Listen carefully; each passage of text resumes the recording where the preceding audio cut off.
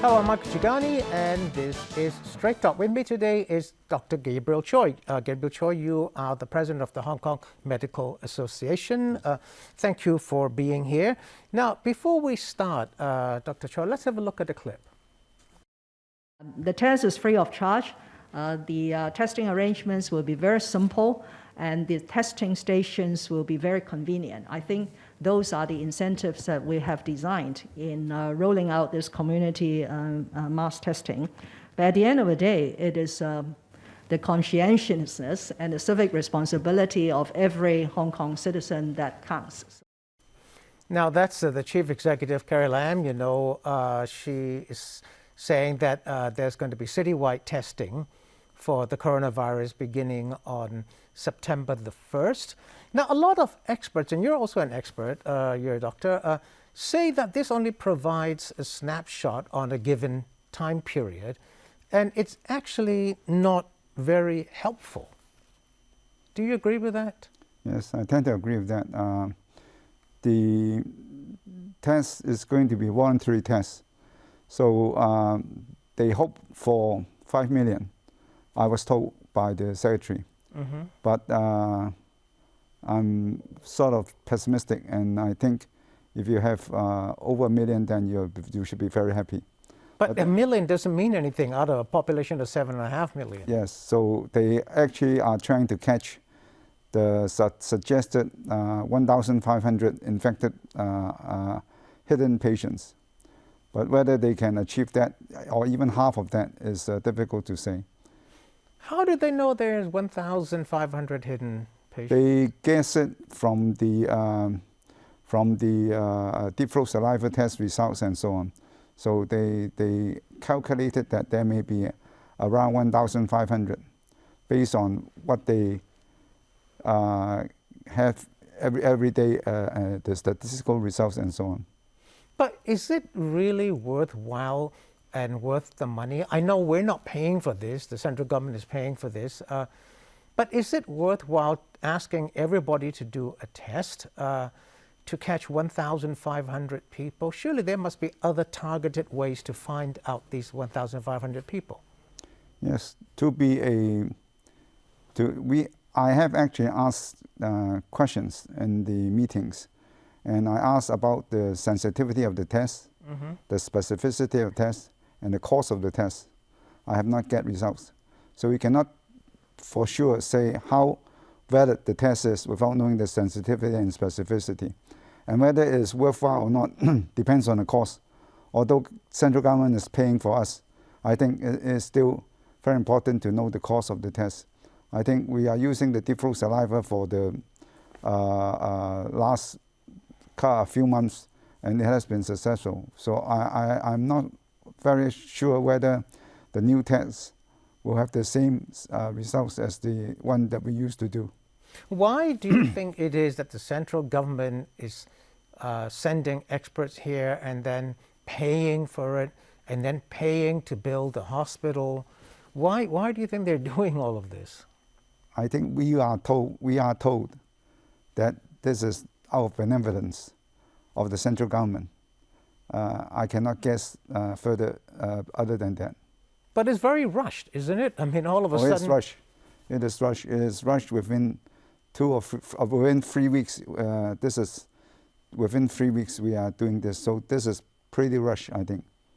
But is it possible, Dr. Choi, that you know, it'll start on September the 1st, and it'll take about a week or two to test everybody who wants to be tested. But by that time, after the week or two, the people who first tested negative could become positive again, right? Mixing in the society. So really, is it worthwhile doing something? Unless you do it every week or every other week, you retest and retest and retest, or you lock down the city and then test everybody and then find out which ones are positive. But if you don't lock down the city and you don't do it repeatedly, what's the point? Yes, exactly. I think unless we do it like Wuhan, it's not going to be of much use other than getting some figures. So we're going to get some definite figures about the prevalence of the disease at one point in time. But that's all we're going to get, and we're going to be able to isolate and treat those who have been found positive after confirmation of the test being done. I heard from some experts that they're going to do 2 tests, right? Deep throat and your nose as well, right? Yes, they're going to take a swab from the nose and a swab from the throat simultaneously on the same person. And it's very uncomfortable, right? Both of them. It is even more uncomfortable if you do it by yourself.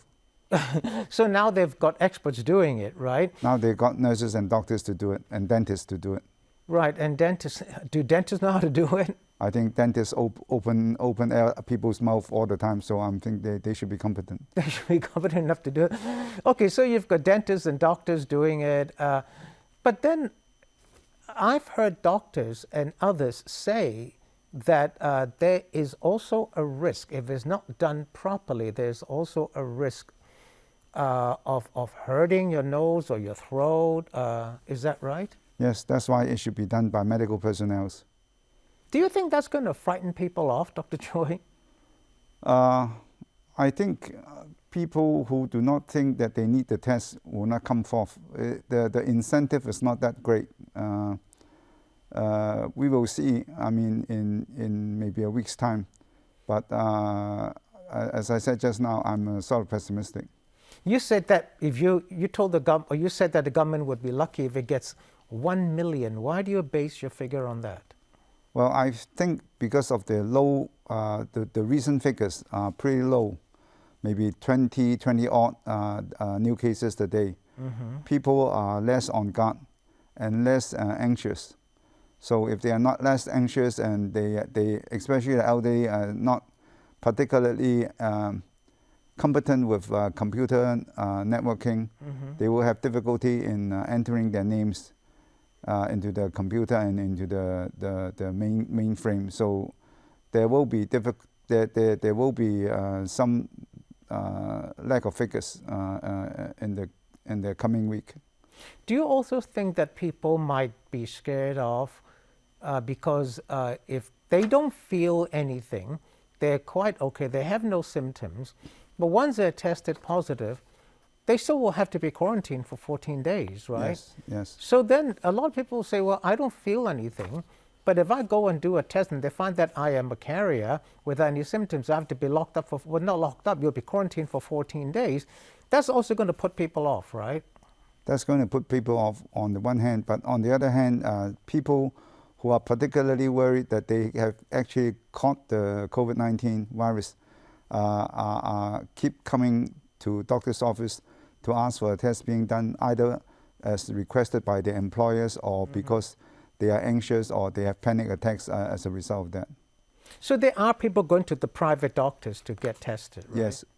So you think that the most of the people will say, well, if they don't feel bad, if they don't feel any symptoms, and since the cases have been dropping in the past few days, that they don't see a need to do it? Yes, there is a very big chance that people do not see the imminent danger and decline to have the test done. Why is the government so intent on doing this? Because most experts have told me and have said that it really is not necessary. There's just 1 or 2 that says, okay, but others have said it is not. So why is the government so intent on doing this? That is a very difficult question. What do you think? I think that I'm not sure there are any hidden agendas, but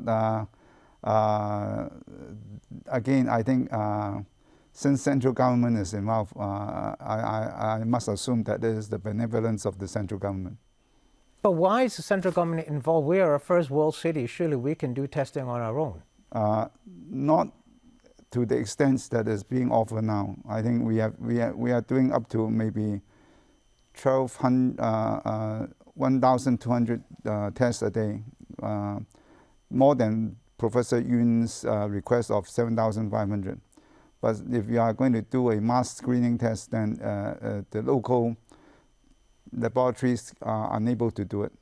So if a mass screening test is the purpose, then the central government involvement is needed in this case. So they'll be sending experts here to do it, right? No, unless they'll be sending technicians to do it. But the medical personnel, up to now, if we have mustered up enough manpower, then the technical part of taking the swabs will be done by local medical experts. Do you know of any other place where suddenly in a few weeks, over the space of just a few weeks, they're asking every citizen to do a voluntary test? If it's compulsory, then it's China. But voluntary is not the way to go. If you want to really screen for some infectious disease like this, it has to be a whole population. So there's no other place that's actually doing a voluntary testing Yes. for the population? Yes. It has to be either, but you cannot do compulsory in Hong Kong. You cannot force people to take a test, right? I think, I'm not sure. I think with the difference in law, I think it may be possible to have compulsory tests done. So the chief executive can use her emergency powers to say you got to do it. That's a possibility. All right, quick break. See you soon. Don't go away.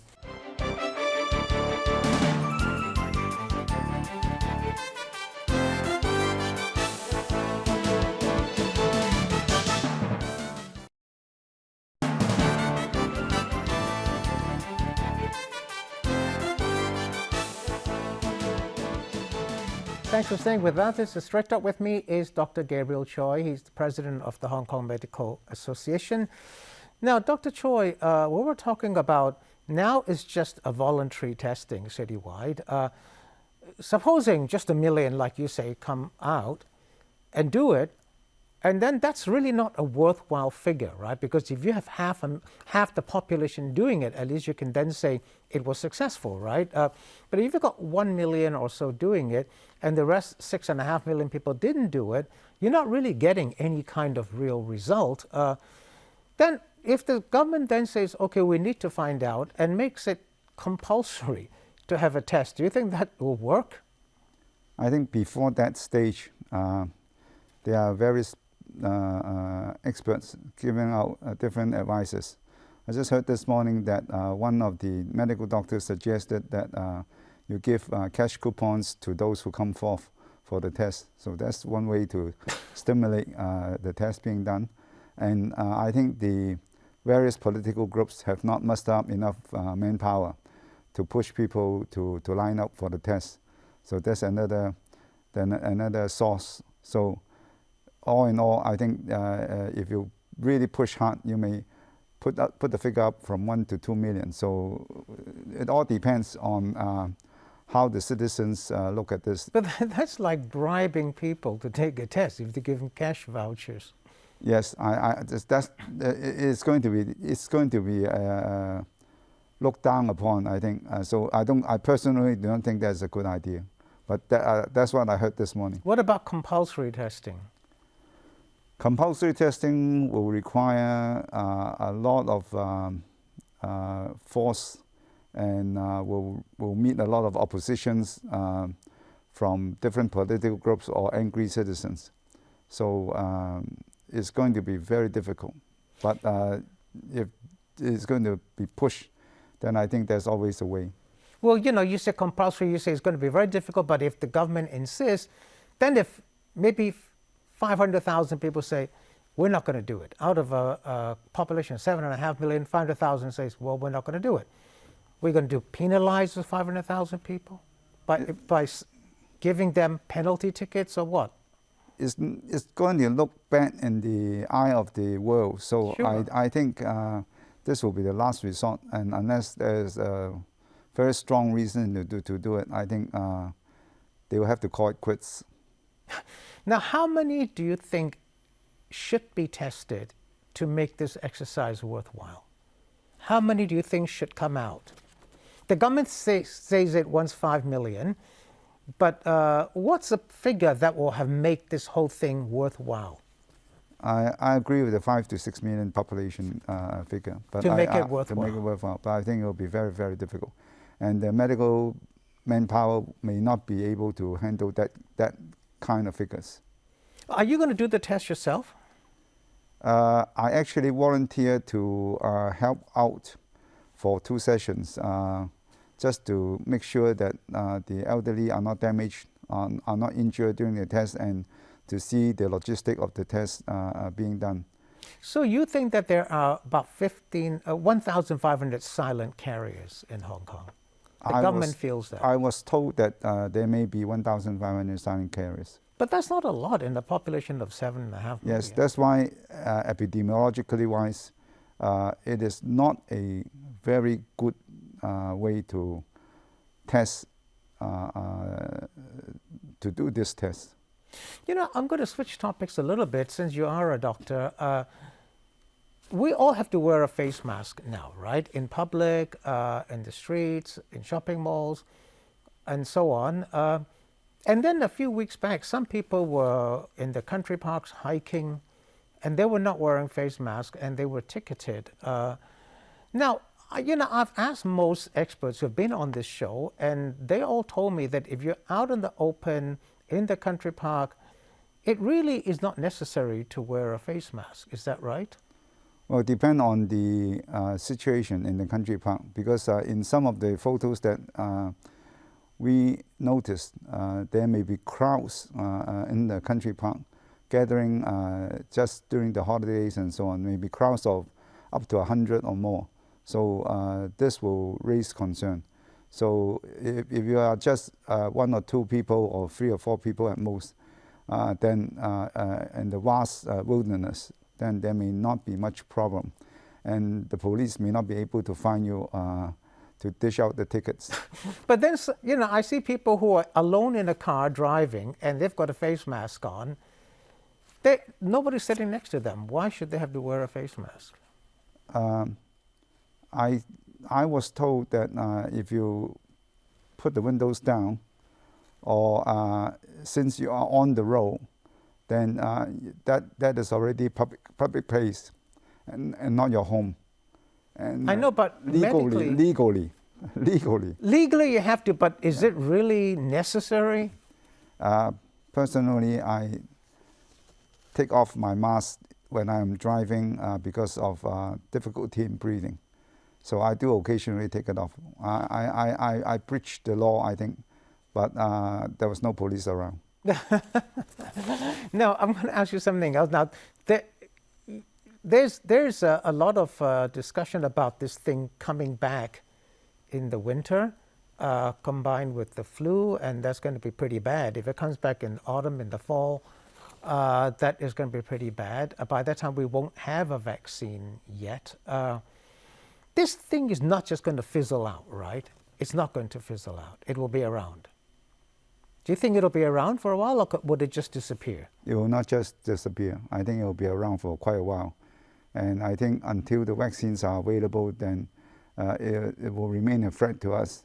I'm not that concerned about the winter flu this year because of the way people are masking around. So the winter flu and the COVID-19 combined will not necessarily be a major problem, especially if we still go ahead with the flu vaccination. Now, the vaccine may come out end of the year or early next year. That's very fast. Some people are always afraid of vaccinations. They think it's not safe. Would you take the vaccine if it comes out? I will take the vaccine if it comes out, if it is from a reputable source. Well, Russia said it's got a vaccine, but no, it didn't catch on. It didn't catch any traction. Nobody really cared about it. It should have been good news. So you say reputable source, then you're saying the Russian thing is not reputable.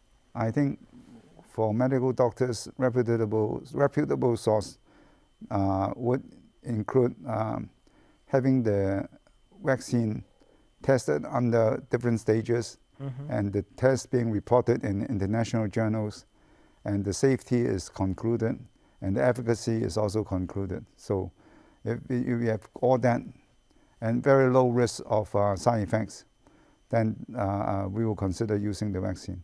Well, Oxford University is doing a vaccine. Johnson & Johnson is doing a vaccine. Moderna is doing a vaccine. These are British and American companies. Do you think that those are reputable?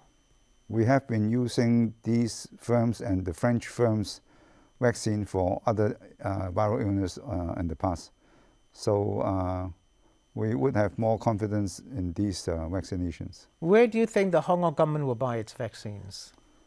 I was told that the secretary has put her bet on various sources, so I think they will let us know in time. So they'll be sourcing from all over the They will world? be sourcing from all over the world. Okay, I just got 2 minutes left. Final questions. Do you think it's time we lift this rule about having to wear a face mask everywhere we go? I think we are lucky, and we have pretty good figures worldwide compared to other cities in the world, including Singapore and so on, except for Taiwan, or except for Taiwan, yeah. And Macau. And Macau, yeah. So we have pretty good figures, and I think I must believe that these figures are related to citizens believing in the mask, believing in distancing, and believing in hand washing. But should it be compulsory that you wear a mask? I think government has already decided on that. So, and the compulsory part has actually produced good enough results. So unless there is difficulty in wearing a mask, such as asthmatic patients or patients who feel short of breath when they wear the mask, people should wear a mask, especially when they are outdoor and until the infection figures have fallen even down. Okay, now last question. I just got a minute left. The government kind of hinted that if people don't go and do the voluntary testing, it will delay the reopening of restaurants and so on. See, people saw this as a threat. So should restaurants and other places be open more? Maybe for dinner as well? Yeah, personally, I eat out all the time. So I'm all for opening up the shops. But the restaurants should adhere to the strict regulations and the advice given by the experts. So they should be open for dinner as well, but follow the rules. They can be open for dinner, and if they take the advice of the experts and have the various procedures done. And, what about bars? I can't comment on the bars. I seldom go to bars. Should they open or not? If the figures are down, even lower, then that can be considered. All right. Okay. Thank you very much. Thanks for watching. See you next time. Good evening.